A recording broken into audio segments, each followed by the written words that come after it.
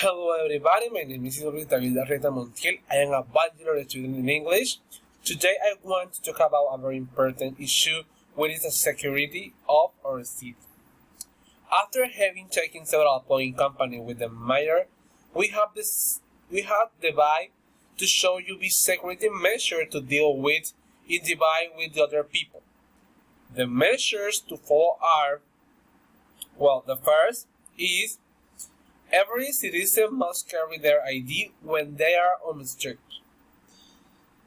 There should be no minor after 10 o'clock at night. No more than 3 people must go on motorcycles or will be confiscated.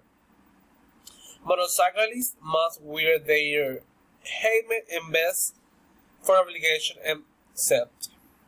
Motorcyclists should not drive more than 4 kilometers per hour. Minors must not enter the night spot. To enter the night spot, people must show the citizenship card. No trash should be thrown anywhere, or will be fined. No vehicles should be parked in non-installation places.